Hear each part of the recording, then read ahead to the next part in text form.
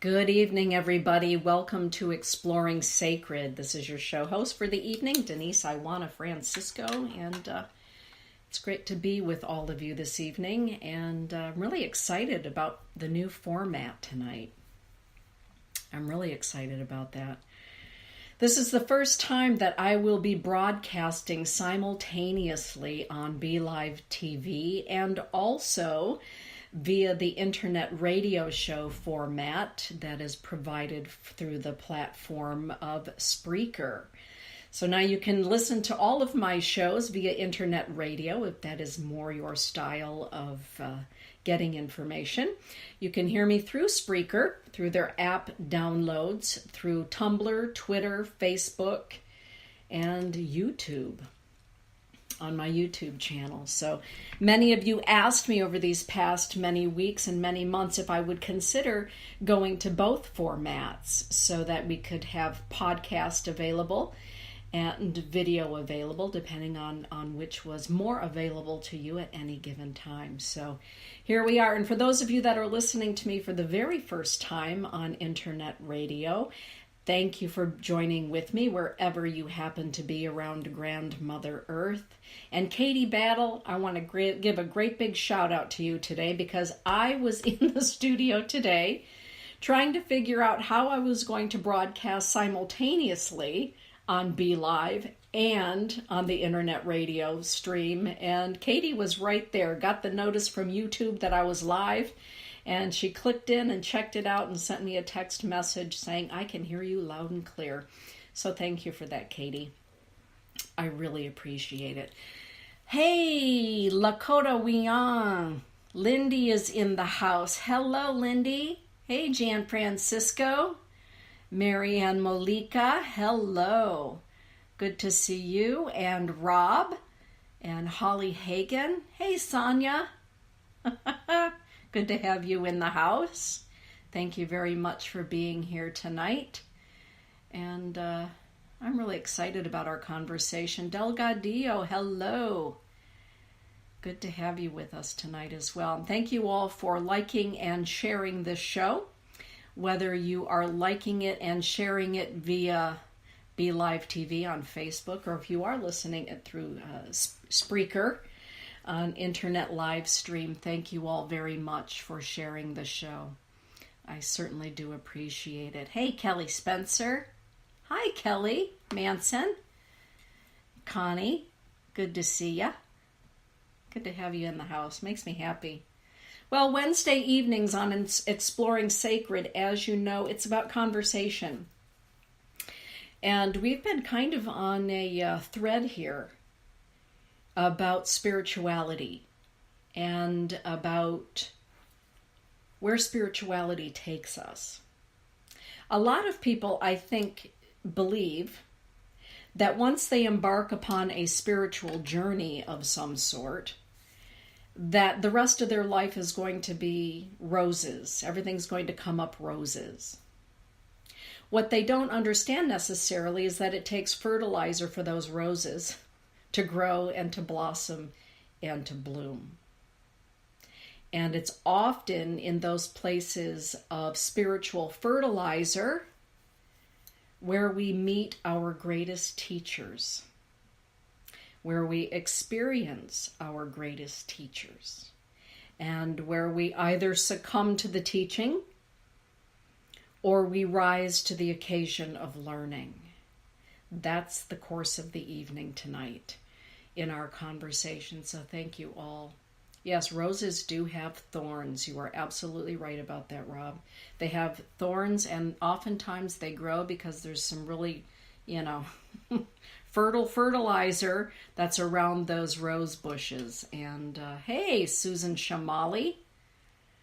It's great to see you in the chat room at BeLive. Thank you for being here.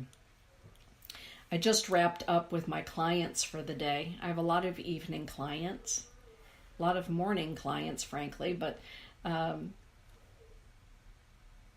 of the conversations that I typically end up having, hey, Cynthia Jones, with any of my clients is the conversation about what have they learned? What have they learned in life? what has taught them in life. Who has been their teacher? What has been their teacher? And it never ceases to amaze me the depths to which some people are able to go and to grow in their lives. The depths of pain, the depths of despair, the depths of, what do I want to say? Despair, sadness, challenges, disappointment. The depths of all of those things in order to grow. Our teachers come in many forms, and not only do they come to us in the form of physical people that we have in our lives, I believe that we all teach one another continuously. I also believe that everyone and everything is our teacher, good, bad, or indifferent, however we want to define. I believe there's the potential to learn. Even if it's the potential to learn how not to be, there's the potential to learn how not to be, or the potential to learn how to become. I'm going to ask a question of those of you that are in the chat room. Who are some of your greatest teachers? And I don't just mean the names of people. Perhaps you've suffered through an illness. You've learned through an illness. You've learned through a death. You've learned through disappointment, trials, tribulations. Maybe it was a fantastic teacher that taught you. Maybe it was a parent that taught you how to be a better parent because they were a lousy parent. Maybe one of your greatest teachers was a teacher that was so abhorrent as a teacher that you knew when you became a teacher, you were never going to teach that way. Please go ahead and share that, because this is how we have wonderful conversation. For those of you that are listening to me via internet radio tonight, I will learn, promise you, how to use the chat room there on Spreaker, but I've not quite gotten that far yet because it's only been 3 days since I've developed this platform. Katie. Jobs. Some past relationships. Yes, sometimes past relationships at our employment. Boy, fellow employees, bosses, those can be some of the most profound teachers in all of our life, isn't it? Oh my goodness. Yeah. I'll still say Rafi Khan, says Rob. He taught the algebraic foundations of calculus and how to understand cricket. You got to love somebody who can combine both of those disciplines. Kelly is saying my work colleagues. Marianne Malika is saying my greatest teachers are those who allow me to see myself through their eyes. Oh, that's beautiful. That's beautiful. Cynthia Jones, yes, experience of being quiet in nature. Nature is a wonderful teacher. Nature is a beautiful teacher. Hey, Cheryl, how are you? Cheryl Allmacher. Hello, bosses are great teachers. Boy, aren't they? They can either teach you how to be a really great boss or how to not be a great boss, depending on how they inform us. They teach us how to go forward as a boss. Our teachers sometimes come to us in the guise of physical beings like bosses and colleagues and parents and friends and all those sorts of things. Hello, Marilyn. Pretty much all of that. Parents, death of parents, parents of other children. Yes. Learning to kick painkillers and alcohol cold turkey with the whole world hoping you slip so they can destroy you, says Rob. Yes, we can learn through addiction and overcoming addiction. Absolutely. See, this is why I love Wednesday nights with everybody, because there's a great dialogue that happens where we can express with one another. They can push you to be a better you, as grueling as it can be. Without a doubt. Oftentimes people will ask me if I think that angels are real. Well, all of you know that I don't think angels are real. I know that angels are real. And I'm often asked, but Denise, do you ever feel that angels don a physicality? They come in a physical form, either looking like a human being or like a dog or a bird or any of those kinds of things. Do you ever feel as though they manifest in physicality in order to teach us? Yes, I do. I know that they do. Sometimes our greatest teachers come to us from a place of non-physicality. Call them our guardian angels, call them our power totems, our totem animals, call them our spirit guides, ascended masters, Yeshua ben Joseph, the creator of all things. All of those magnificent beings that inhabit a place that we sometimes refer to as existing beyond the veil. Everything in the universe we know, I think we can all agree on the fact that everything in the universe is alive with energy. And in our humanness, we're coming to discover more and more what that energy really is. And in our humanness, sometimes we close ourselves down to what the possibilities may be. Hello, Chris McConnell. Yes, children and how they look at the world. I love the way that children look at the world. Absolutely, I do. Out of the mouths of babes come some of the most profound teachings and remembrances to be childlike, to be full of wonder, to look through eyes of innocence rather than through jaded eyes. Yeah. Cynthia Jones is saying, I think every life experience I've had has taught me, and I feel like I've been through several total transformations. I'm so glad that you said that. Learning the strength that I have through relationship with the divine in many forms and people that deliver the message. Absolutely, Holly. There come those occasions in our lifetime when I believe from, we'll just call it beyond the veil. I think of it more as a different vibration or octave. We are visited by teachers that sometimes come to us, during our waking hours, during this time when our body is awake and moving around.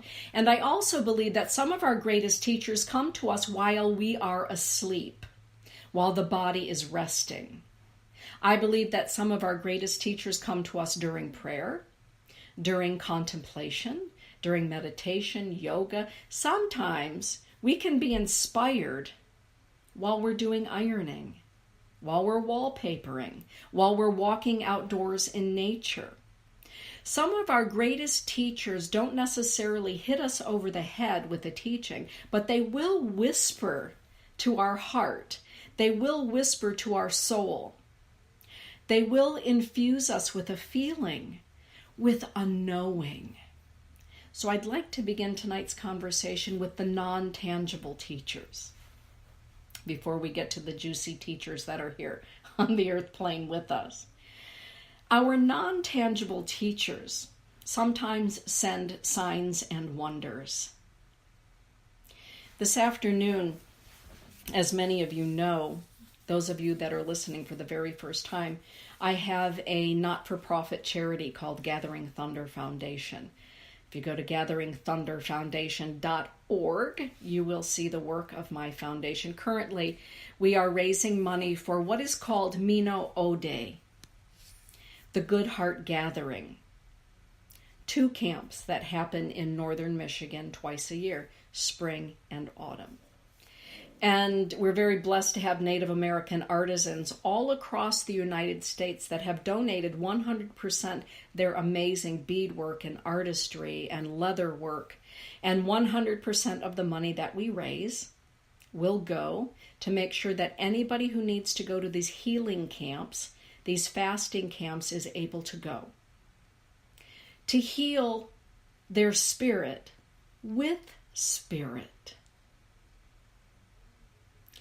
Because we are not just a physical body, we are a spirit, we are a soul, we are what the stars are made of. I believe that.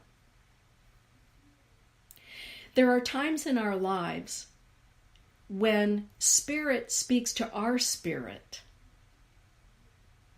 in order to help us heal our spirit, to help us heal our psyche, our soul. And I was talking this afternoon with Betty Davis, who is a dear friend of mine. She is Ojibwe from actually Turtle Mountain Reservation in North Dakota, but for years the head of the Native American Education Program. Anyway, she and I are having conversation today and going over, what's left in the sale and all those good sorts of things. And we began to talk about spirit.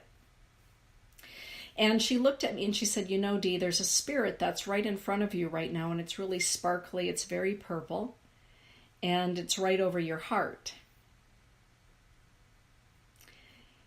What's going on with your heart? And she was talking about my metaphorical heart. So we were having a conversation about the heart. And just as I began to talk about my dad, the Sarge, she looked up and I looked up, and right outside the School of Sacred Studies, looking right at the both of us, was a beautiful red cardinal. And she said, "Are you taking a look at the bird that is staring at the both of us? Because it's been sitting there since you and I started talking about this subject." And I said, "My dad likes to send cardinals." And she said, "Well, he's definitely reaching out." "Was your dad a good teacher?" I said, "My father was a wonderful teacher. As a Vietnam veteran and as a lifelong career military man, I learned a lot of things from the Sarge. Some of them were really easy, some of them not so easy. But the Sarge, my dad, was one of my greatest teachers, yes." And she said, "And isn't it wonderful? Look at that bird." There are times when spirit on the other side will send to us totem spirit animals. Sometimes angels will send an emissary of light, such as a cardinal or a hawk. Or, this morning when I got up really early, I looked outside at all of the animals, and sometimes I notice some that are unique, and I wonder, what is the message for the day? When I was done with my conversation with Betty, and I was going to go do some sacred ceremony down at my Hochoka, my altar by the Inipi Sweat Lodge. And as I was getting ready to walk out, a beautiful red fox ran right in front of me as I was going down the stairs. And you all know what stairs I'm talking about, going down into the ceremonial grounds. Beautiful red fox. "Magic is afoot," says the red fox. Magic is afoot. The goddess is afoot. The mother, the divine mother of all things, is afoot. There's magic and alchemy here in this place. Some people look at the fox and they think, well, isn't that nice? There's a fox. Well, we've actually named our fox. His name is Scotty.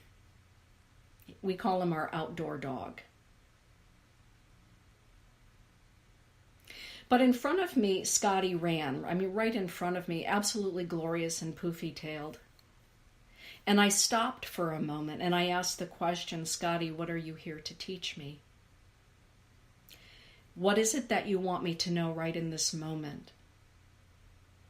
And I could sense in my senses an answer. "Dana, never forget that magic is everywhere. Never forget the magic of life. Never forget the magic that happens even in the harshest of lessons, in the harshest of places, in the harshest of people. Never forget the magic." And as I was listening to this, I looked up that little hill. I call it Meditation Hill. You all know my favorite little sit spot up there. Scotty turned around and looked at me like, "Message received. You got it." And I proceeded to my Hochoka, and I did ceremony there. And then I came back and I prepared for my evening clients. As I was getting ready for my first client of the evening, it was dusk. Most of the time at dusk, the birds are already tucked away in their nests. And you all know, living here in the Enchanted Forest, we have lots and lots and lots of birds and lots of nests. And yet I looked out over my kitchen sink, and here was a lone single red cardinal sitting on the bird bath that's heated, because my birds have to have heated bird bath water, looking at me. And I looked at that beautiful red bird and I said, "Sarge, I got the message. Thank you for the teaching, Dad.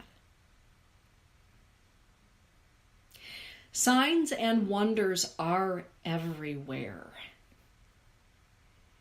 The question is, do we have the eyes? Do we have the heart? Do we have the ears? Do we have the understanding that signs and wonders and miracles are everywhere, even in nature, even in nature?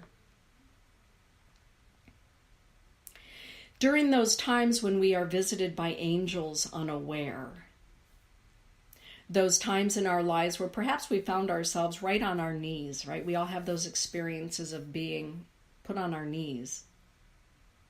Sometimes it's, Rob is describing letting go of alcohol and addiction. Many ways that we're brought to our knees. Death, illness, relationship. And in those times, we are often visited by non-physical visitors, guardian angels. Those that we love who have crossed over.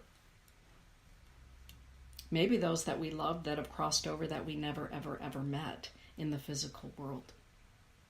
Teachers reach out to us from across the veil all the time. Some of our best teachers are those unseen teachers that we encounter in the forest.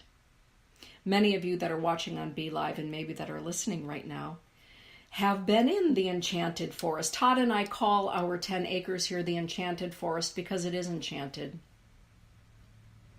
And we look at the trees and we look at the pines and the stone people, and every ounce of this land is our teacher. What does the stone teach us?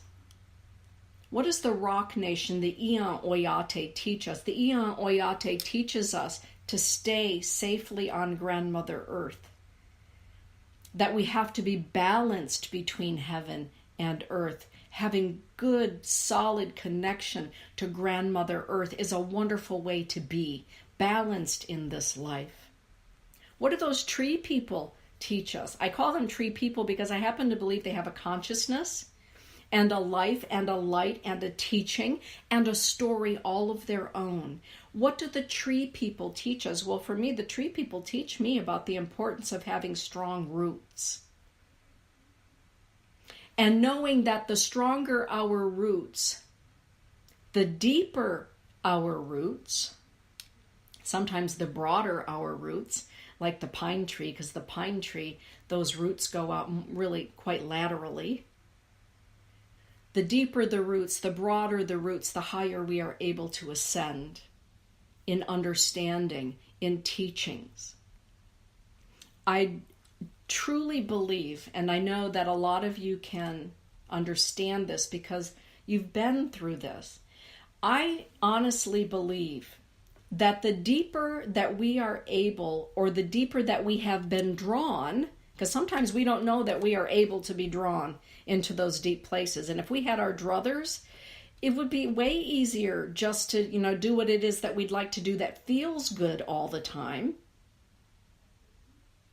But what about those experiences in our life that have dragged us through the depths of hell and back, into the inky darkness of our soul, into the inky, sometimes absolute void of anything, dark night of the soul? What about those times? I happen to believe that those times, like the roots of the trees, the deeper we are able to descend into our psyche, into our soul, into our experience, into our hurt, into our pain, into our experiences, and to go into those places with an understanding that there's a healing that is occurring. There's a healing that is occurring, and there are teachings that are being brought about. I believe that the people that have descended deepest into the darkness are the very people who are able to ascend into the highest heights of the great lightness. I really believe that. Deep roots, tall tree. Sometimes I kind of refer to it as the shrubs. Not that I don't love shrubs. But those sycamore trees have really deep roots. Be the sycamore, not the shrub. I often say. Not that I don't like shrubs, but you know what I'm saying. It's okay to have those dark nights of the soul. It's what we do with the dark night of the soul, and what are we doing while we are in the fertilizer? What are we doing while we're in the fertilizer? Some people like to stay in the fertilizer. Some people will wear the fertilizer for the rest of their life because the fertilizer has become their eau de toilette. It's become, right, who they are. Everybody has a signature piece of jewelry. Some people have a signature scent. And some people wear, well, you know what I'm saying. The greatest teachings, I feel, often come through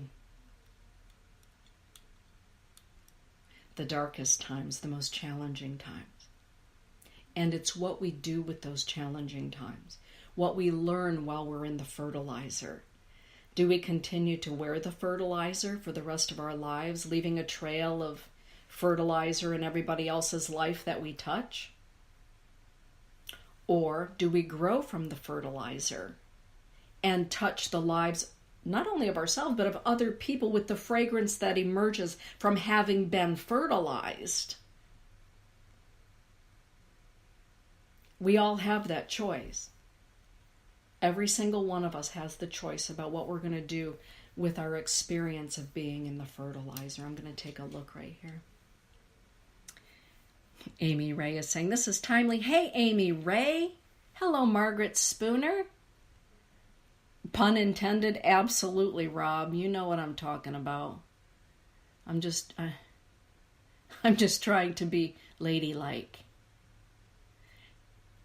Yes, every time. It is very magical, Amy. You are so correct about that. Hey, Jocelyn. Sonia, yes, all of my animals have taught me so much. I was thinking about you early this morning, Sonia. Lily, thank you for putting that reference to Gathering Thunder in the chat. I really appreciate that. Kelly is saying, I got myself some teachings from the Sarge back in the day. Yeah, I'm probably going to do a book of Sargisms, I think. Holly, that was a great idea. Hey, Meg. How are you, Meg? Well, frankly, some of my favorite people in the whole entire universe are the people that have waded through the muck and the mire. Some people wade through it for a long time. Some people have a little trip to the underbelly and they come back. Other people continue to visit the underbelly. Depends on what it is that we've decided to do in this lifetime with our soul avocation. I used to think that, particularly because I grew up Catholic, so that's my frame of reference, everybody. So I used to think those martyrs, boy, what a bunch of ninnies. How do you like that word, Lindy? Bunch of ninnies, those martyr saints like Teresa of Lisieux. Really? She was joyful in her suffering? Who is joyful in their suffering of having malaria or dysentery or the million things that she had going on? But there was this constant theme growing up, going to catechism, about the martyrs, the saints, just absolutely reveling in their misery. And I thought, well, I don't want to be a saint. Good Lordy. I don't want to have dysentery or whatever it is that they had back in the day, whooping cough and all of that, and lay there and think about how wonderful the world is. Well, then as you come to get a little bit older, I think to myself, I know some people in this very lifetime that are quite close to me that have suffered through not malaria or dysentery or any of those kind of things, but they've suffered through addiction. They've suffered through loss. And yet they're joyful in life. I call that the saint, the path of the saint, I think is what I kind of think of it to myself. The path of the saint. Not that they're looking for sainthood, but in a modern day version of living through misery and yet still seeing the joy. Wow. I see a lot of it in my practice, particularly with people who come to me whose children have passed away. Because as a seer, I help connect them to their children who are on the other side.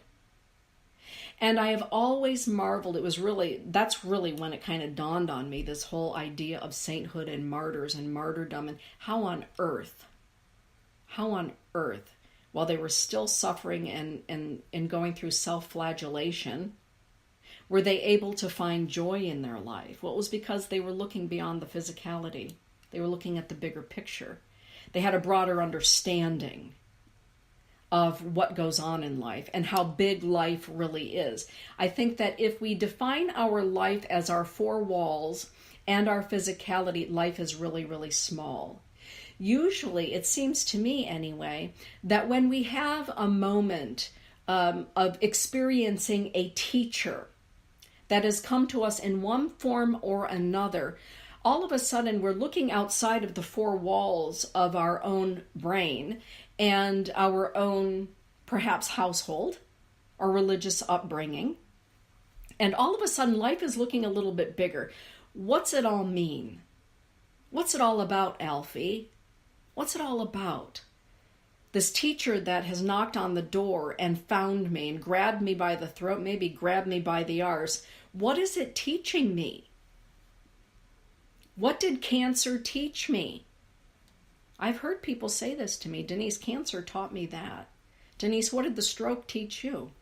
Well, it taught me a lot of things. A whole lot of things. Heck, I had wonderful experiences with angels and with friends and the almost the afterlife, having a stroke. Some people say to me, I don't even know how you're able to function after going through all of that. Are you kidding? I really function because of all of that. Hey, have a stroke like that and all of a sudden you know this human life is really, really, really, really short-lived. I have deeply dear friends who I think to some degree still beat themselves up for some of the experiences of their lives. I look at the experiences of their lives and I see how beautiful. It makes me kind of emotional.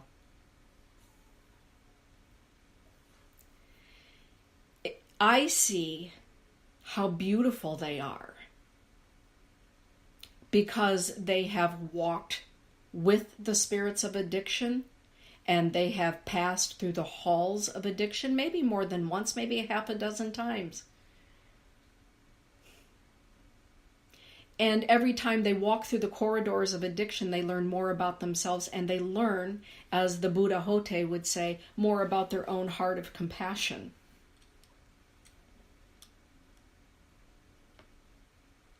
Those are beautiful human beings. They wouldn't define themselves as saints, but they've had saint-like experiences, still finding the joy of their laughter in life, despite it all. Parents whose children have passed on and yet they can still laugh. They create a memorial. A lovely couple that I have just grown to absolutely love in the past 10 years. Their son passed away at 17. And they still mourn the physicality of their son. In fact, when they come to see me to this day, they still bring his urn with his ashes, and they bring, his physicality right into the room with us. And in the 10 years since Nick has passed, many of you have read in my book about Nick and the Wooden Rosary. I cannot tell you how many hundreds of children have received free lacrosse equipment, have been given the monies that they needed to be in a lacrosse tournament, all in the name of their son. So what has the death of your son taught you, Pat? How fleeting life is, Denise, how precious our children are, and I never knew how impactful my son's life was until he was dead. He's our greatest teacher about love. And Denise, I still have his bedroom just the same way that it was all those years ago, and I think that that's okay. It brings me comfort. And did you know that we've now helped 300 children get free lacrosse equipment so they can play lacrosse? He taught me that it's okay and it's a good thing to love other people's children, because sometimes other people's children need our love too. That's what losing our son has taught us. That's a pretty big teacher, the death of a child. What about illness? Mental illness, physical illness, addiction? What does it teach us? To have compassion perhaps for others who are walking through those same corridors. And what about the teachers that come to us in relationship? That can be a tough one, because the human relationship, holy camole. Circle of Steel. I love Gordon Lightfoot. I love Gordon Lightfoot. Oh, Amy is saying, thank you for helping me remember the humanity of our teachers. Oh, thank you for that. Fragile, yes. Linda Griziak. Lakota Wian. Linda and I, at the very beginning of Gathering Thunder, everybody, we used to literally, she and I, load an entire semi, me and her, and we would fly out to South Dakota and meet the semi drivers, and she and I would help unload that semi, sometimes in the middle of almost blizzard conditions in the middle of the Pine Ridge Indian Reservation. That was, geez, Lindy, 12 years ago. And Lindy, I'm going to talk about anti-civic. How's that?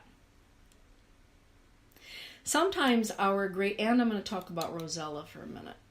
So Lindy, in the chat room, please share. So 12 years ago, Lindy and I had unloaded a semi. It had food, it had wood, furniture, appliances, clothing, and the church would not let us unload in the church parking lot or inside the church, because Gathering Thunder Foundation is not related or affiliated with religion. So we unloaded in the middle of a snowstorm in somebody's front yard, and it was cold. One of the elderlies, Sifik, pretty hip. Some of you have really liked my white moccasins. Sifik made those for me. It was so cold, and Sifik, an elderly, was standing in the snow. It snows a lot in December on the Pine Ridge Indian Reservation. It was cold. And Sifik didn't have any mittens, and she didn't have a scarf. She had nothing but just a little simple little sweater. But she needed food. Not only for herself and her granddaughter, but for her dog. So Lindy, being Lindy, walked up to Sifik, and Lindy took off her own scarf and she wrapped it around Sifik's neck. And she put mittens on Sifik's hand, and she, bundled her all up. Well, we got done unloading that semi with Jim and his wife. Remember her, Lindy? And Linda and I were driving away from that particular thing that was going on.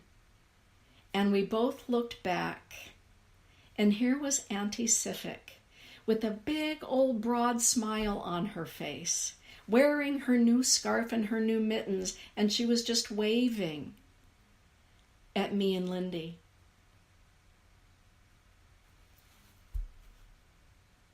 She was just waving. And that is a sight and a vision, clearly, that I've never forgotten. I know that Linda has never forgotten. The next day, Linda and I were at a funeral for a man and his two daughters. They were both school teachers, and he was one of the originators of the Porcupine Singers, the Young Bear family. And Leonard Crow Dog was there in the gymnasium. It was a very bitter, cold day. Well, it was the dream that Mr. Young Bear would have a horse-drawn coffin carriage to take his body and his daughter's bodies to the cemetery down the road from the school there in Porcupine. So Gathering Thunder Foundation hired somebody on their horses with a old-fashioned coffin carrier to bring the coffins to the cemetery, the old-fashioned horse-drawn way. And it was cold that day. just like the day before with Auntie Civic. And there were 3 of them to bury. They all 3 had been killed in one foul swoop by a drunk driver. Mr. Youngbear and his 2 daughters who were school teachers. So there were 3 ceremonies to be performed out at the cemetery, both in the traditional Lakota way and also in the Episcopalian way. So it was a long time that we were out there, and there was a little boy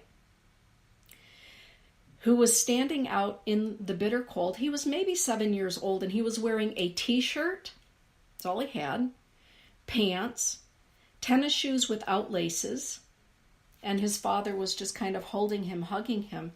And Lindy, before I could even see what was going on, she ran over and she put her own coat on this little boy. And the next thing I know, I see Lindy's shoes flying off of her feet, and she's taking her socks off of her own feet and putting them on this little boy's hands. And this little boy looked up at his daddy and said, "Daddy, I'm cold." Lindy, yeah. And the dad looked at his little boy and said, "But we're here to honor Mr. Youngbear and his daughters. Pretty soon we'll get to eat. But first we have to honor Mr. Youngbear."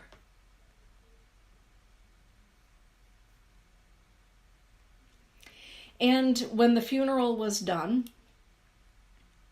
and we all gathered again at the school to have food, well, I found Lindy in the kitchen making everybody laugh, because that's what she does. And even those that couldn't speak English, Linda was making them all laugh. So they were, slinging mashed potatoes and corn and laughing. And I remember this little boy, one of the first ones that came up, remember Lindy? And in the Lakota Nation, the young ones always take care of the elderlies first. We don't cater to the children first. And this little boy, still wearing Linda's stuff, came up and he said, "I'm here to get a plate for one of the elderlies." So he, along with all of the other young children who were so cold, got their plates of food and they brought them out and they fed the elderlies first. Now those are some pretty deep teachers, wearing the faces of children. "Daddy, I'm cold, but we're here to honor." "Okay, Daddy."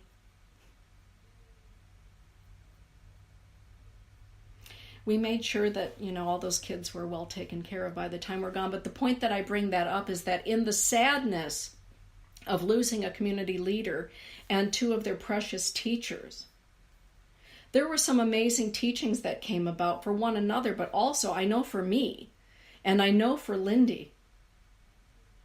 I certainly didn't grow up in a wealthy family, but I had never experienced being that cold. And he wasn't the only one. And being okay with being that cold because they were there to honor somebody in the community that was good for the community. And they didn't look at it as, "I'm being abused, I'm going to call social services." Not at all. Here I am to honor the elder. Not, "I'm being poorly taken care of. Look, I'm here and now I'm going to help feed the elderlies." Our teachers come in many forms. Do we see it? Do we look beyond it? Do we not want to look at it? I'm going to stop for just a moment and take a look. Yeah, that picture is etched in my mind as well.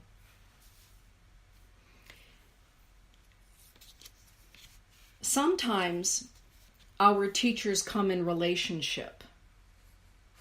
One of the greatest teachings I ever heard from John Davis at the Coptics was this: you can either become your parents or you can become the opposite of them. Well, I had never heard that before.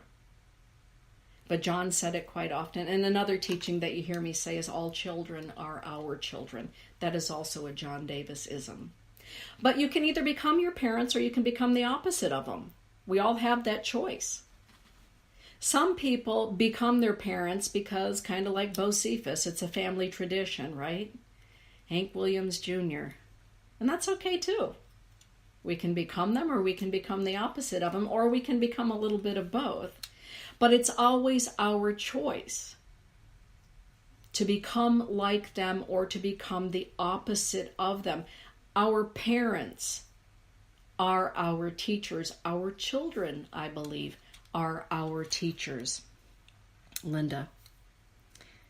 I was just telling my mother and aunt about the funeral incident. I brought roses on the plane. Yes, absolutely.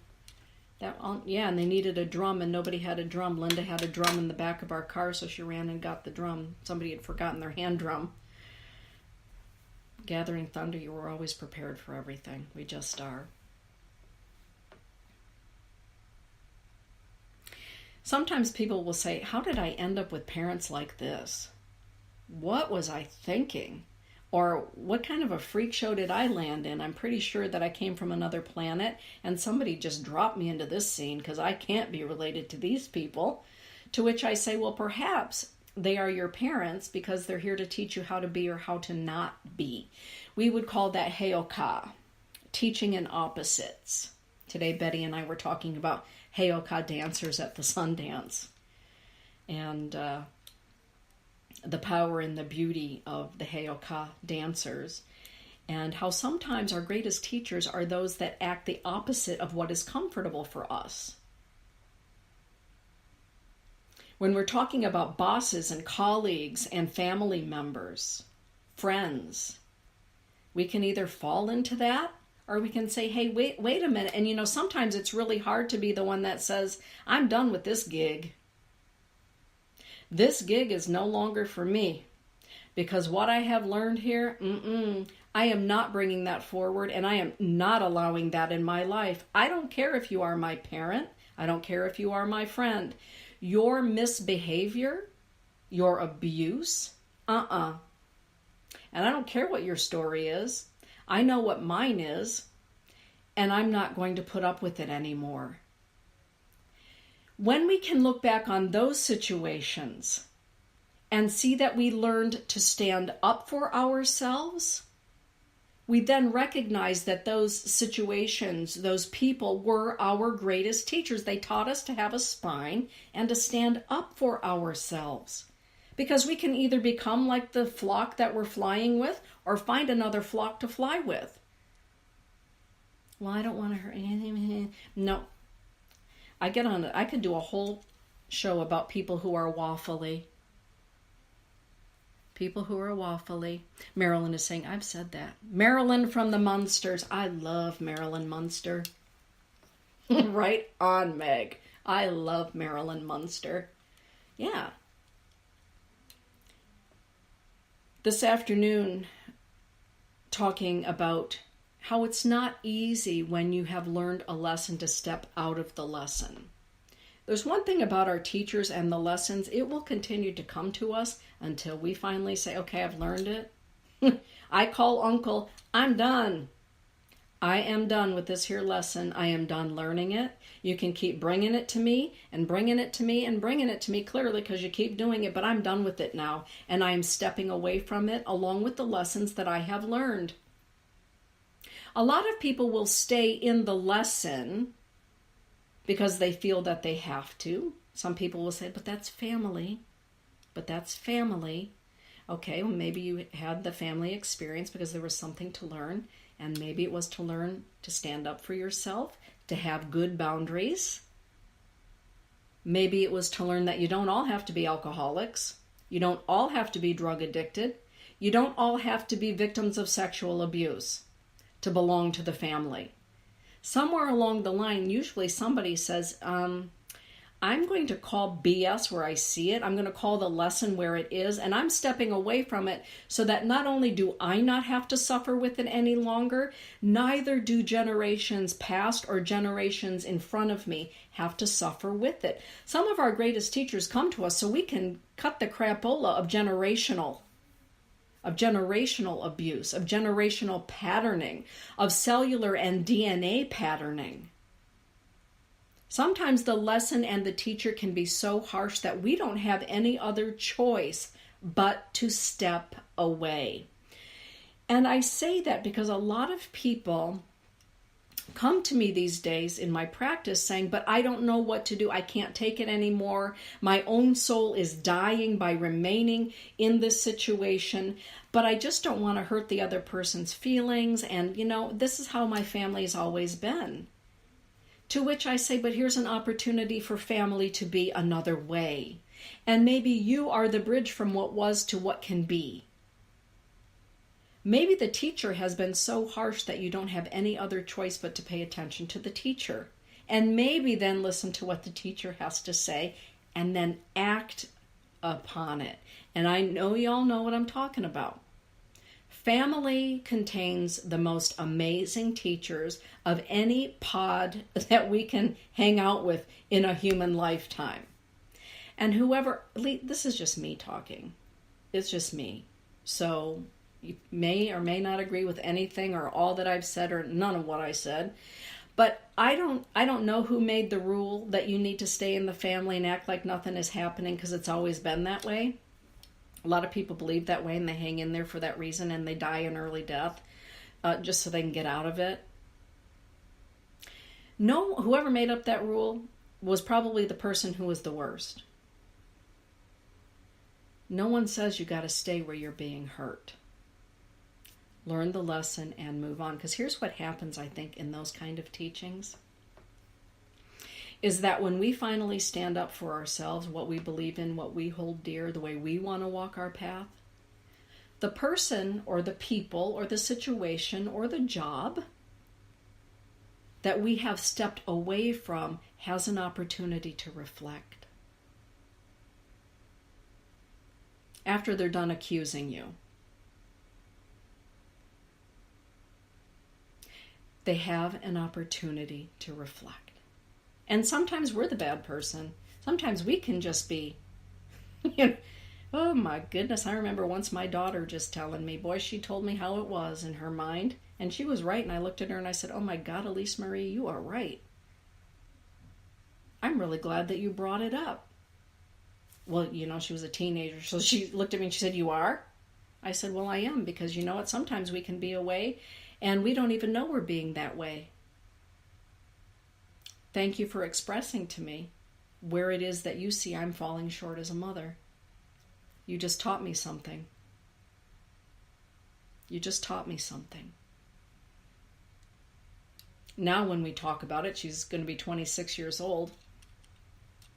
Mom, you taught me a lot of things. And some of them were not easy to learn. Well, you've taught me some things, right? Okay, let me have a little look-see here in the chat room. Yeah, Rob is saying, I watched my father-in-law drink himself to death for that. Yes. Meg is saying, stepping away, protecting yourself gives permission for others to do the same. Bingo, bingo, bingo. Aaron Tippin, love Aaron Tippin. You got to stand for something. That's right. And usually that you're not very popular. Doesn't always make you the popular kid in the family, right? Yeah. Barbie is saying, there is a ring around the moon with one star in the ring. We will have a storm within a day. My grandmother taught me to read the signs of nature. Some of our greatest teachers come from family members that sometimes we don't pay attention to in a lifetime.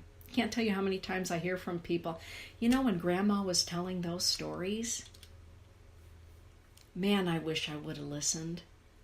I wish I would have listened when Mom and Dad were talking about when they were kids. I really wish I would have listened. I wish I would have recorded them. Well, you hear me quote Sargisms. The Sarge taught me a lot of ways to be, and he taught me a lot of ways not to be.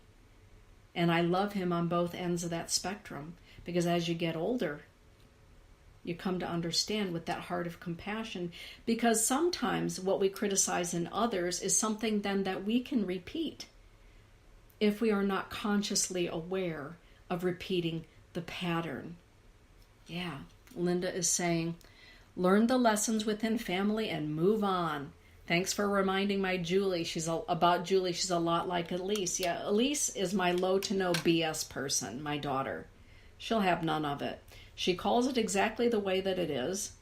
She always has. She came out that way with her fiery red curly hair and big green eyes. I don't know where she got the red hair, but there she was, and I knew. Oh my goodness. And that is the way that she's always been. I'll tell you, when she and Sandy Herrick are together, talk about some wild conversations. Years ago when Elise was 15, Sandy Herrick was at our place. This was 10 years ago. My daughter was 15. Well, there are certain things you don't tell your mom, but apparently you'll share with others. And I came downstairs, and neither one of them were facing me, and I heard a conversation going on between Sandy Herrick and my 15-year-old. I blushed and walked back upstairs. Didn't ask about it for a long time either, because I didn't want to know, frankly. But our teachers come in many forms. They come in the way that we see how animals treat their own babies. Don't we? One of my favorite things is that Dodo channel on Facebook. I look at all those little dodo things. Hey, I check out Instagram.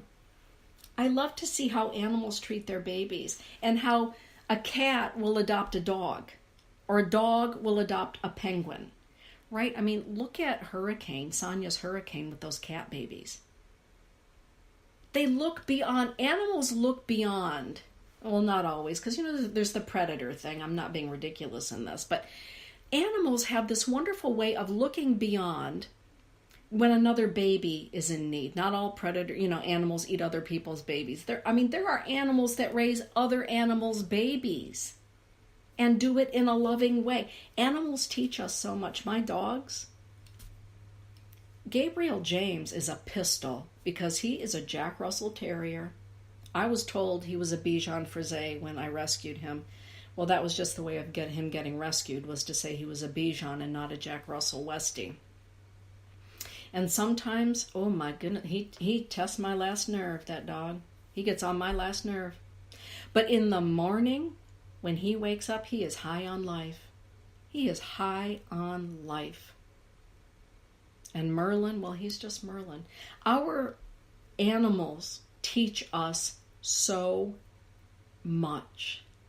Other people's animals teach us so much. Todd and I were talking, it was last night, Sonia, we were talking about you, me and Todd, about the first time that we met you. And I believe Sandy Herrick was there. The first time Sandy Herrick was in Oxford. And me and Todd and Sandy came outside of Soothe Your Soul, and we got to meet all of your babies in your van. And one of your baby girls, she was so aged at that time. She was a big girl. And you brought her out to go potty. And you just hauled her out, and you loved her, and you stood there with her while she went potty, and then you brought her back and you laid her down, and you were so gentle and so tender. And I remember the four of us just hanging out at your van, loving on your animals. So you were my teacher. And Todd and I were reflecting on that last night, about what we learned from you in that moment. The way that you love your four-legged babies, and the way your four-legged babies love you, the degree to which you love them.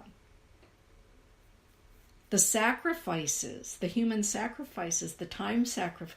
So, in case you think sometimes people never think about you, Todd and I were sitting in bed last night talking about that beautiful moment. Thank you for being my teacher. Barbie Cornell, thank you for being my teacher. Lily, this is feeling like I love you because. Barbie Cornell, thank you for being my teacher. Thank you for teaching me about patience. Thank you for teaching me about patience with your mom, with others. Thank you for teaching me that you can still laugh when things are not easy.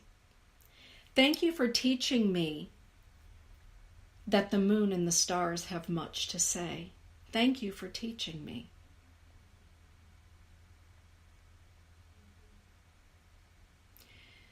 When we can all look at one another and see the teacher. Amy Ray, thank you for teaching me. Thank you for teaching me that it's good to embrace my gypsy soul, to never let dreams die. Thank you for that. Rob, thank you for teaching me that beauty song, music can be born out of pain. And that pain can have an octave that comes through strings, that comes through the voice that is that of the angels. Thank you for teaching me. Meg, thank you for teaching me. Mega Nutto. Thank you for teaching me about a heart that is so dedicated to the light and the love of the Creator.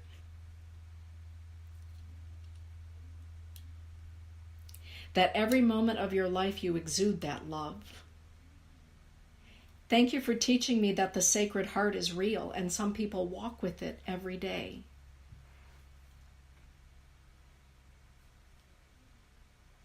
Kelly Spencer, thank you for being my teacher and teaching me that years and years and years can go between relationship, between seeing one another. Thank you for teaching me that the soul is timeless and the quest for souls to be together is the most powerful thing in the universe. Thank you for finding me. Thank you for teaching me. Katie Battle, thank you for teaching me to just plain ass be joyful. That's all I'm going to say about that. Thank you for just teaching me about joy, Katie. Lily, I love you because, Lily and I do this when we're with Sandy, and we both end up crying, so I'm just not even going to do that because I just did my makeup tonight for my clients. But Lily, I love you because, right? Marianne Malika, I love you because you're you. You're like one badass chick with the gift, with the camera. I love you because. Thank you for teaching me to see the beach through different eyes, through a different lens. Thank you for teaching me. I'm just going to go right down through here. Kelly Manson, thank you for teaching me that we can still find joy even after walking through heartache. Thank you for teaching me to keep the faith. Marilyn Lewis, thank you for teaching me that mothers come in many forms. Mothers come in many forms. Sometimes our greatest mothers are our friends. Thank you for teaching me about resilience, Marilyn. Thank you for being my teacher. Connie Vaughter, thank you for teaching me to just be me and the importance of being me, despite what others might think at any given time. Connie, thank you for teaching me the goodness of being me, just the way that I am. Lindy, thank you for a whole lot of things, including the ability to laugh. Even in the darkest of times, you have taught me the importance of laughing. Thank you for teaching me. Janice Francisco, thank you for teaching me that it's okay to cry. And in fact, it's a good thing to cry. That it's a beautiful thing to cry. Janice, thank you for teaching me that. Tana, thank you for teaching me about the heart of selfless giving. Thank you for teaching me about the heart of selfless giving. Even in the face of adversity, thank you for teaching me about selfless giving. Delgadillo, thank you for teaching me about perseverance. Thank you for teaching me about perseverance. Walking through those fires, walking through those dark nights, and she is still going. She's still walking. She's still got it going. Estelle, if you're listening to me, I know it's kind of late. Estelle, if you are listening to me, thank you for teaching me, Estelle Cornell, that you are never too old to learn. Estelle, who is in her 90s, has been at classes at the School of Sacred Studies in her 90s. Estelle, thank you for teaching me that we're never too old to learn. Isn't that marvelous? I'm really glad that we're doing this tonight because here's some stuff I just wanted to say, and And now I can say it because I can say it all over the place on the radio and on this show. Jocelyn, thank you for teaching me about the beauty of being a sage woman, a wise woman, a caring, strong woman, a drummer and a singer. Jocelyn, thank you for teaching me. Thank you for teaching me. Lady Hawk, dang girl, down there in the great old state of Texas. Lady Hawk, well, there's a whole lot of stuff I could say.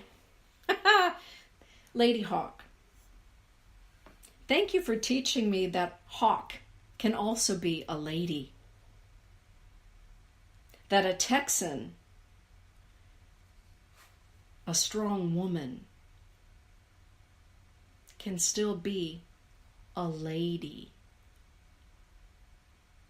Can still be a lady. Catherine is strong. She's tough. She's a Texan. She has quite the Texas drawl. And the hats and the boot to go with it. But you want to know what, Chetawian? Lady Hawk is a lady. Strength doesn't have to mean that we can't be feminine. That we can't be a woman. Thank you for teaching that to me. Tracy Civic. Tracy Civic. Oh my God, I love Tracy Civic. Tracy Civic. Thank you for teaching me that exposing the deepest depths of who we are and the deepest experiences and the darkest of experiences that we have in our lives can be a teacher for others. Thank you for teaching me that vulnerability is not a weakness. That vulnerability, Tracy Civic, is a strength and a potent teacher. Thank you for teaching me that, Tracy. Thank you for being my teacher. I'm on a roll. Susan Wellman, are you in the land of aloha right now, Susan? Are you still out there in the Hawaiian Islands? Susan, what I want to say to you is this. Thank you for teaching me about the spirit of adventure. Susan, you and I have known one another. I mean, we met here in Michigan a million years ago. But Susan, I will never forget being on Mount Shasta with you. And you going skinny dipping in that ice cold river. I will never forget that. I had just met you and somebody said, hey, let's go skinny dipping. And you were in. You were like, okay, I'm going. I'm in. Thank you for teaching me about spontaneity. Of saying, what the hell, here I go. I'm going to live. Life is for living. Susan, thank you for teaching me that. Thank you for being my teacher. If I'm boring everybody, I'm sorry. With all of this, I'm just going to have a little look-see in here. The point in all of it is that all of you are my teacher. Everything is my teacher. Everyone is my teacher. Some teachers I want to hug and send flowers to. And other teachers, I just think to myself, I'd like to punch you in the nose.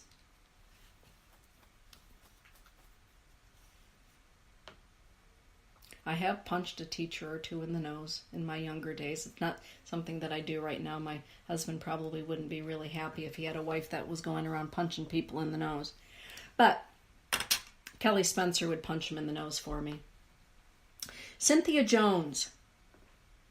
Cynthia Jones, thank you for being a magnificent teacher. On so many levels. Cynthia Jones, you are like 4'11" of motorcycle mama. I mean, Cynthia Jones is badass. A lot of people don't know that about her because she's so stinking cute.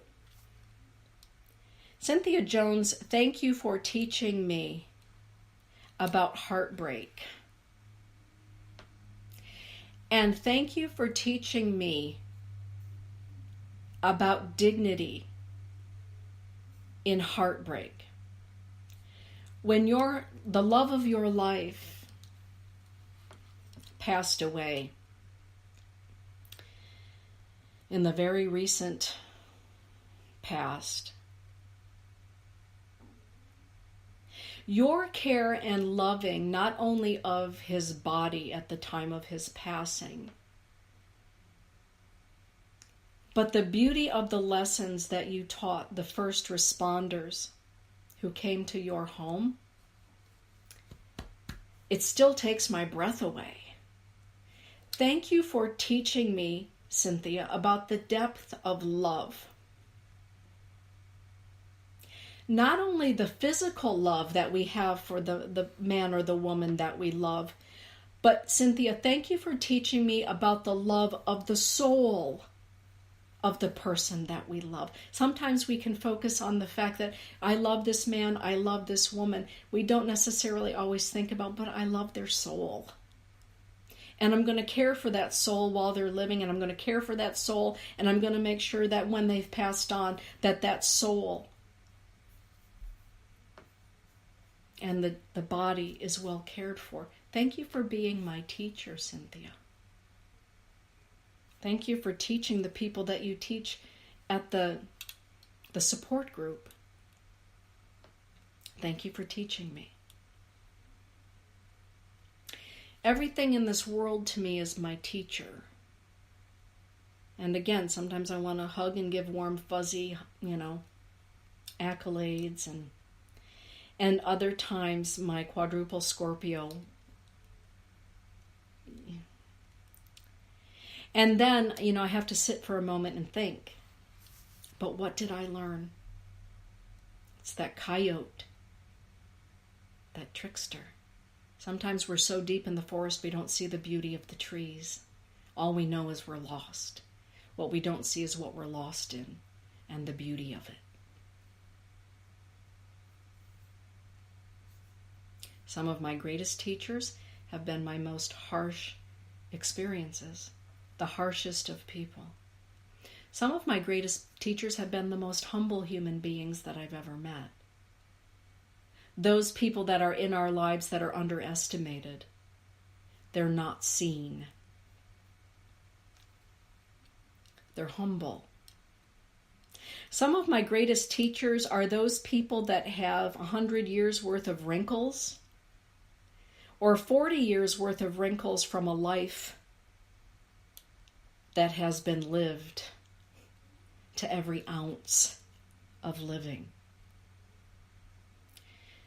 Those are some of my greatest teachers. Some of my greatest teachers are the little kids at Gather Our Children Home that Gathering Thunder Foundation helps to sponsor there in Oglala in South Dakota. If you go to gatheringthunderfoundation.org, you can see photos, not of the children, of course, but of what we're doing there.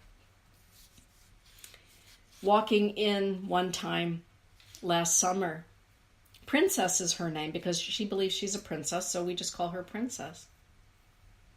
I walked into the home. It's a safe house. It's a crisis home there in Oglala for children in crisis. It's a safe house. And I walked in with a new friend, Treva, and her partner, Jane. And Treva was wearing a beautiful silk scarf. Lovely woman. Jane, her partner, lovely woman, both from the East Coast. And there was Princess. And Princess had recently had her head shaved for lice and all of those kinds of things. So her hair was shaved off, but she had on her tiara. Princess doesn't go without a tiara. In fact, when her tiara broke, we made sure to replace the tiara very, very quickly.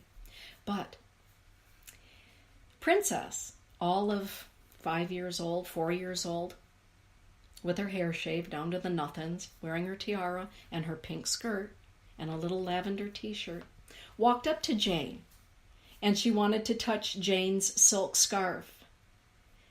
It was Treva's scarf. And Treva and Jane are both very tall, statuesque women. And Treva looked down at Princess and she said, "Oh, I love your tiara." And Princess said, "Because I'm a princess, I have to have a tiara." And Treva looked at her and said, "Well, it's a lovely tiara."